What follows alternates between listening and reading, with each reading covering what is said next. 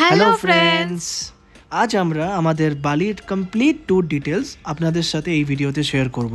তাই কিছু মিস করা চলবে না, প্রথম থেকে শেষ পর্যন্ত অবশ্যই ভিডিওটা মন দিয়ে দেখতে হবে। আর কিছু ডাউট থাকলে অবশ্যই কমেন্ট সেকশনে এসে জানাতে হবে। এবার চলে আসছি টিকিট বুকিংয়ে। টিকিট বুকিংয়ের জন্য আমরা ইউজ করেছিলাম গো আইবিবো, যেখান থেকে আমরা ব্যাঙ্গালোর থেকে বালির টিকিট বুক করেছিলাম ভায়া দিল্লি। এই ফ্লাইটের কস্ট আমাদের দুজনকার পড়েছিল 49,000। আর রিটার্ন ফ্লাইট ছিল বালি টু ব্যাঙ্গালোর বাই ইন্ডিগো, যেটার কস্ট পড়েছে অ্যারাউন্ড 39,000। ব্যাঙ্গালোর থেকে দিল্লি ফ্লাইটে ওঠার পরে আমাদেরকে এয়ার ইন্ডিয়া থেকে সুন্দর মিল সার্ভ করা হয়েছিল। চা ছিল, সাথে ছিল নুডলস আর চিকেন ম্যাঞ্চুরিয়ান। দিল্লি এয়ারপোর্টে ল্যান্ড করার পর আমরা আমাদের ইমিগ্রেশনের প্রসেস আগে কমপ্লিট করি। ইমিগ্রেশন প্রসেস কমপ্লিট করার পর আমরা আমাদের বোর্ডিং গেট অবধি পৌঁছে যাই। ফ্লাইট টেক অফ করার সাথে সাথে এয়ার ইন্ডিয়া আমাদের সুন্দরভাবে ওয়েলকাম ড্রিঙ্ক সার্ভ করলো। ওয়েলকাম ড্রিঙ্ক শেষ করার পরেই আমাদের ডিনার সার্ভ করা হয়েছিল, যেটা খুবই টেস্টি আর সবচেয়ে ইম্পর্ট্যান্ট গরমভাবে সার্ভ করা হয়েছে। তো ডিনারে ছিল chicken fried rice with salad, তার সাথে ছিল mineral water, Amul butter, pasta, তার সাথে ছিল একটা বান অ্যান্ড তার সাথে ছিল একটা পেস্ট্রি। ডিনার কমপ্লিট করে তারপরে আমরা ঘুমাতে চললাম। সকাল হতেই আমাদের এয়ার ইন্ডিয়া থেকে ব্রেকফাস্ট সার্ভ করা হয়েছিল। তো ব্রেকফাস্টে ছিল চিকেন পাফ, চোকো মাফিনস আর চা।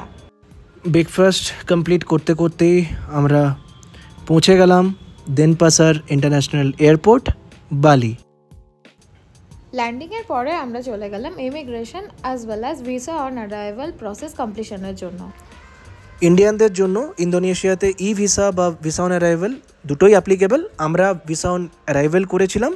ল্যান্ডিংয়ের পর আমাদের পার পারসন $35 পে করতে হয়েছিল। দুজনকার জন্য $70 পে করে আমরা আমাদের ব্যাগেজ কালেক্ট করে এয়ারপোর্ট থেকে বেরিয়ে পড়েছিলাম। বেরিয়ে পড়েই আমাদের বালিতে অলরেডি একজনের সাথে কন্ট্যাক্ট হয়েছিল, অ্যাড্রিয়ান ট্যুরস অ্যান্ড ট্রাভেলস বালি। তো সেখান থেকে আমাদের ড্রাইভার ভাই রফি আমাদের ওয়েলকাম সাইন দীপ মুন লিখে আমাদের জন্য ওয়েট করছিল এয়ারপোর্ট লবিতে।